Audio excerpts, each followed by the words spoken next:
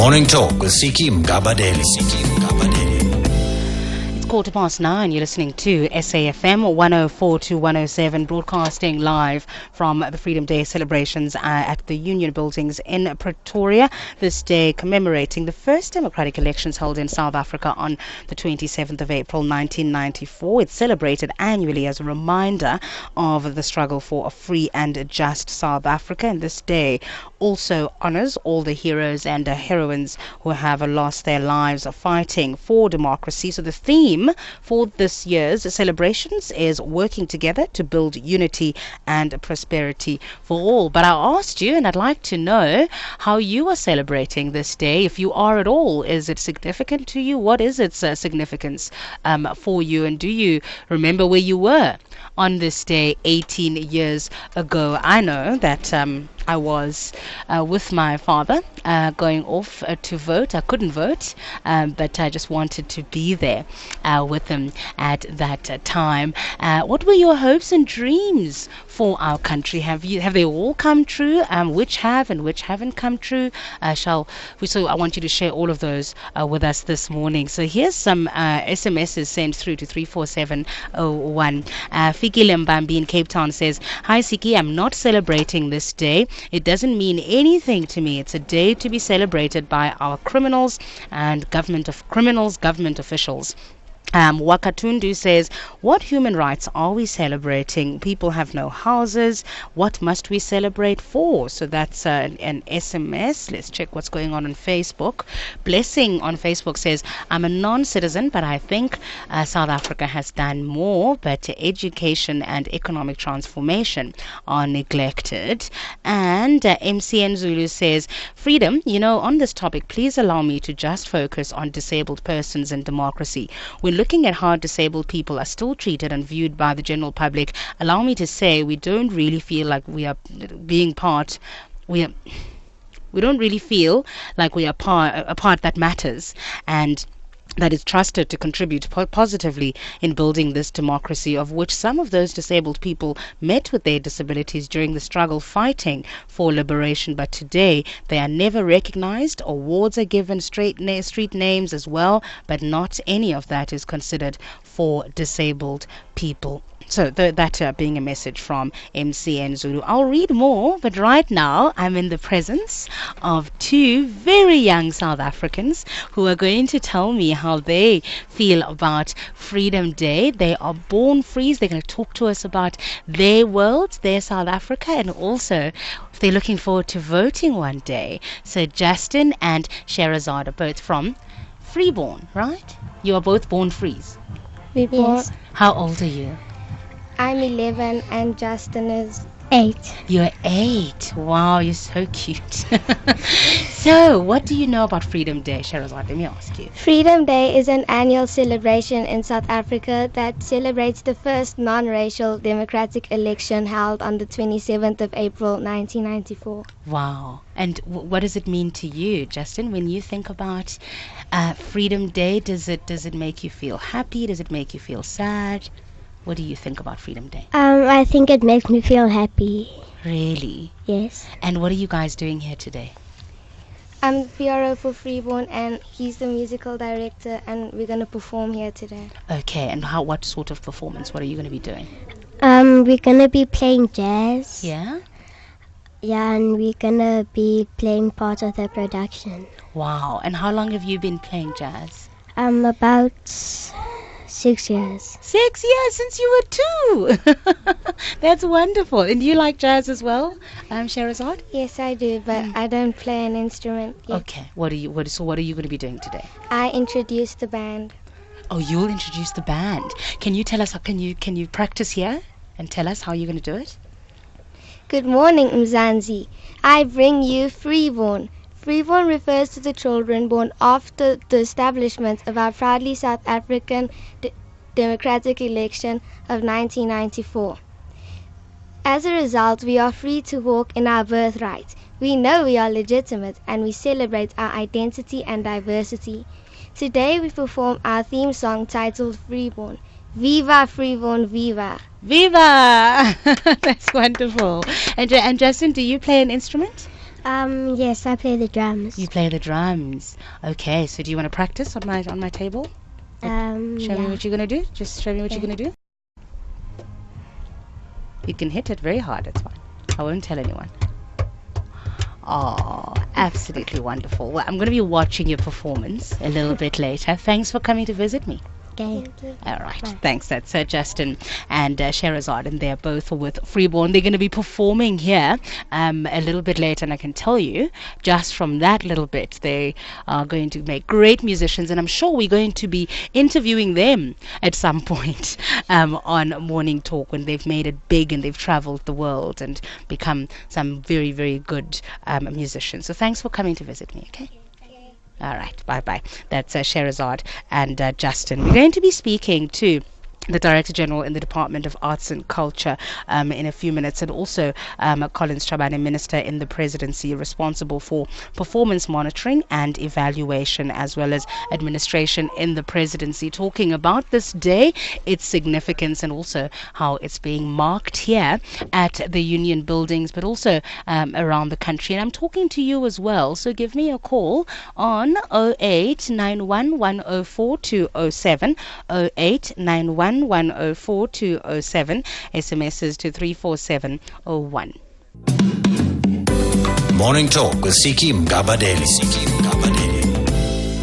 On SAFM 104 to 107. So, talking Freedom Day celebrations this morning, and we're going to take your calls as well on 0891 104 207, SMSs to 34701. Just looking at the stage there at the moment, the President as well as the Deputy President and Chief Justice Mogoeng on the stage at the moment, and the guard, the Presidential Guard, moving off the lawns at the moment. So it looks like the formal proceedings are about to start. But I asked you, what are you doing today? And some SMSs. Joyce says, thanks, Siki, for Nina Simone's song. If you can, please play her song To Be Young, Gifted and Black. It's another classic. It's one of my favorites, Joyce. But I played the free song for a reason, because today is Freedom Day. Someone says, a very bad accident after De Hoek, dead bodies on the road, no emergency or police. I'm passing that on to my producers. We'll see if we can get some authorities to that scene. So it's after De Hoek, as you say. And some messages on Facebook. Ayanda Kumalo says, I believe Freedom Day means a lot to us as South Africans and must be broadly celebrated by all of us. I was young in 1994 and went with my folks to the voting station. People came out in their numbers to cast their votes. It was really exciting and priceless. And to top it all off, Siki, I was born on the very same date, the 27th of April. Not the same year, of course. So Freedom Day to me means my birthday and freedom for this country. And allow me to wish you a happy birthday, Ayanda Kumalo. Funani Ntondela says, I was an 18-year-old member of AZASM, that's AZAPO student movement. I spent the whole of the 27th of April going from one queue to the other, telling people not to vote. What we said then about Freedom Day, many are realizing now. I wonder if you do vote now, Funani, and what you think of Freedom Day. But it sounds like you feel that nothing's changed much for people. Frank Harty says the ANC-led government is a great deal different now from that of 1994. I voted for the ANC in the first two democratic elections, but because of Travelgate and the since repealed immoral floor crossing disgrace, I just stopped voting for any political party. I feel a little ashamed at not voting whenever election time comes around. However, I soon feel vindicated when I realize that these days South African politicians are seemingly all out to enrich themselves first before expeditiously ensuring service delivery to desperate people. The fact that in 2012 there are men, women and children still scavenging for food in local stinking municipal rubbish dumps, whilst avaricious politicians flaunt their wealth at every opportunity, is a shameful national disgrace, in my opinion. And Dudzele says tomorrow It's Sierra Leone Freedom Day, and the Charles Taylor guilty verdict is a present for his victims, but a disgrace to the legal fraternity, as justice verdict was predetermined from the day of his arrest. Mawetu Faiku on Facebook says, Tiki, we are partly free because we have all the civil rights. However, we are not economically free because we, blacks and some fellow whites, of course, are still marginalized from the mainstream of the economy. Freedom does not have any classical meaning to us, the destitute. We only have political rights. True freedom will only be progressively realized only if the socio-economic conditions of our people can be improved. Currently, we only have elitists and bourgeois freedom. That's my take, and that's the take of Mawetu Faiku. What's your take? What's your take on Freedom Day? How do you mark it? I know many people just take it as a day off work. They relax at home, relax with other people or their friends and have braais, but others do take the time and go to the national celebrations. I'm looking now just out on the lawn, lots of ordinary South Africans here at the Union Buildings at the formal event to come and hear what the president has to say. In fact, he's going to be delivering his speech a little bit later, and my colleague Krivani Pillay will bring that to you live. So we'll hand over to her just after 11:30 this morning. So call me, tell me how you're marking this day, what it means to you. When you were standing in that queue in 1994, that day 18 years ago, what did you hope that South Africa would look like? If somebody had given you a crystal ball and showed you present day South Africa, would you have believed that this is where we would be today? The number to dial 0891104207. SMS is to 34701. In a moment, I'm going to be speaking to the Director General, in the Department of Arts and Culture, Sibusiso Soklaba. They are responsible for putting together all the celebrations that we see on these very important days in South Africa, remembering our past so that we don't repeat any of the mistakes that we have made. So let's say good morning then to the Director General in the Department of Arts and Culture, Sibusiso Soklaba. Thank you so much for your time this morning. Thanks for having me. So where were you 18 years ago on this day? On this day, I was a volunteer at a polling station in Nelspruit, in fact. Really? Helping people to get voted and to move in a way, to pass over into liberty.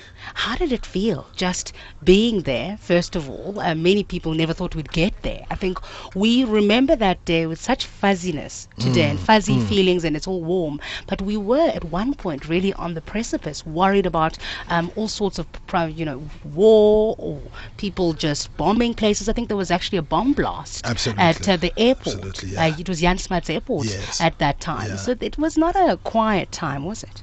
Look, it was an emotional time, very different emotions for different people. Yeah. I remember, sort of serving old people who were saying, we never thought we would live to see this day. Yeah. Who were voting for the first time. There were logistical problems about IDs and all sorts of other things. But it was, a lot of people were celebrating. Some people would bow down and kiss the floor as they voted, and all sorts of other things. But at the same time, there was a lot of apprehension with some people, particularly certain parts of the community, thinking, well, the whole thing could go up in flames. There was a lot of tension. There was a lot of there was a lot of suspicion. But I think we made it through. We have been able, through all of that, to build quite a resilient nation, and I'm very proud as I look back at what we've been able to achieve. Here's what I've asked South Africans to do, is to call me and tell me that if 18 years ago on this day someone had given them a crystal ball to look at us in 2012, if this is the kind of South Africa that they would have wanted to live in, is this what they had envisaged? How would you answer that question? Look, I think, a bit of yes and no. I think ideally would have wanted a much more united South Africa, a much more coherent South Africa, Yeah. a South Africa in which everybody celebrates our liberty and our freedom. As we see today, not everybody. I mean, it was a long struggle that got us to where we are. Yeah. But quite a lot of people take that for granted. You know, we just a nation. I mean, in fact, I was looking at some of the social networking sites like yesterday and this morning. Some people are actually saying, is South Africa really free? And I think that, for me, that's the fundamental. We are a free nation. We are a democratic nation. No matter how people might see that, we are not a nation without problems, but we are a free nation dealing with its problems. So let's talk about the logistics of putting something like this together. Obviously, with some of these days, they travel around the country every year so that you can get as many South Africans to be part of it as possible. This year at the Union Buildings, why? Well, we every year we try and do the Freedom Day celebrations at the Union Building because, number one, it's probably the most important day in our political and social calendar. In the sense that that's the day in which we celebrate what really brought us where we are today. Secondly, because we would like to celebrate that from the seat of government power, which is the Union Building, where the presidency sits and where you've got the center of government. But thirdly, we want to do it in the nation's capital. There are other celebrations that are taking place in each of the provinces, and we do encourage provinces to do that so that all South Africans have an equal opportunity of celebrating. But we try and do the national celebration here because of its symbolism. So what's going to be happening here this morning? This morning we are just about to start the official program. We're going to have the Minister of Arts and Culture, Minister Paul Mashatile, is going to be leading the program. The President is going to speak and address the nation on this important day under the theme working together to build unity and prosperity for all. We are going to have a cultural program afterwards. We've tried to put together a very inclusive cultural program, taking into cognizance of the various differences in culture in our country. We've got now the civil society parade is just coming into the stadium now. You've got the bikers, you've got African nations that have joined us to be part of our celebration. Okay, I actually spoke to two of your performers a little bit earlier from the Freeborns. Yeah, wonderful, 8 and 11 years old. In fact, for me, that's the, in a sense, the exciting thing, but also partly a challenge. Yeah. That how do we get people who don't know life pre-1994 to celebrate this? Because if you look at people who are entering university now, don't know life before 1994.